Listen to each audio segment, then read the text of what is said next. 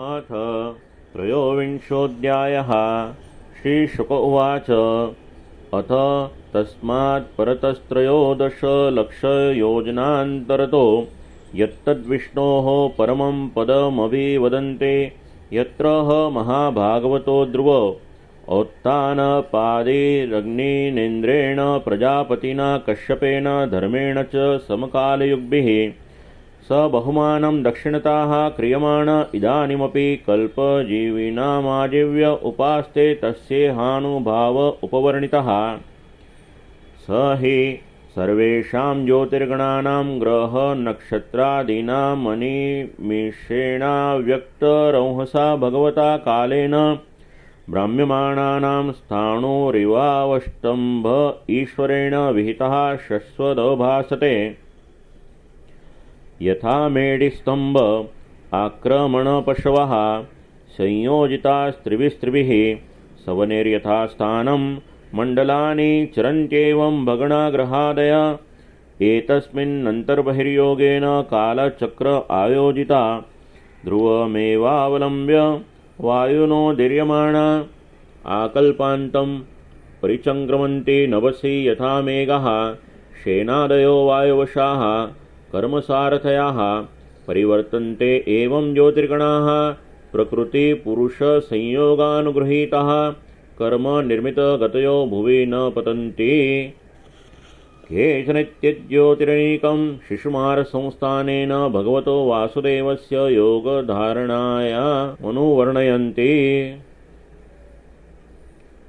यस्य पुच्छाग्रे वाक्शिरसः कुण्डलीभूतदेहस्य ध्रुव उपकल्पितस्तस्य लाङ्गूले प्रजापतिरग्निरिन्द्रो धर्म इति वृक्षमूले धाता विधाता च कट्यां सप्तर्षयः तस्य दक्षिणावर्त कुण्डलीभूतशरीरस्य यान्योदगयनानि दक्षिणपार्श्वे तु नक्षत्राण्युपकल्पयन्ति दक्षिणायनानि तु सव्ये यथा शिशुमारस्य कुण्डलाभोगसन्निवेशस्य पार्श्वयोरुभयोरप्यवयवाः समसंख्या भवन्ति।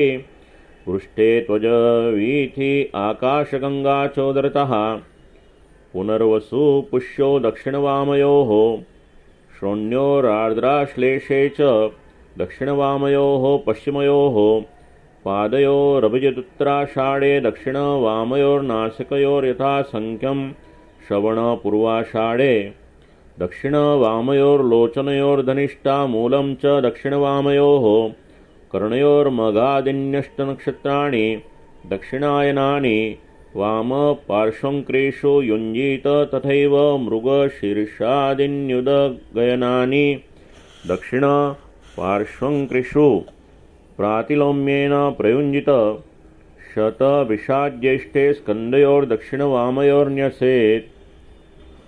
उत्तराहनावगस्तिरधराहनो यमो मुखेषु चाङ्गारकः शनैश्वर उपस्थे बृहस्पतिः ककुदी वक्षस्यादित्यो हृदये नारायणो मनसि चन्द्रो नाभ्यामुशना स्तनयोरश्विनो बुधाः प्राणापानयोराहुर्गले केतवः सर्वाङ्गेषु रोमसु सर्वे तारागणाः।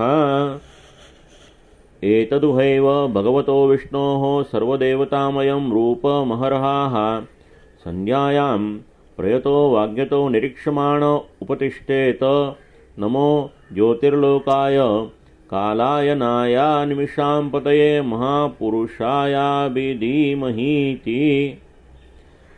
ग्रहर्क्षतारामयमादिदैविकम् पापापहं मन्त्रकृतां त्रिकालम् नमस्य तस्मरतो वा त्रिकालं नश्येत तत्कालजमाशु पापम्।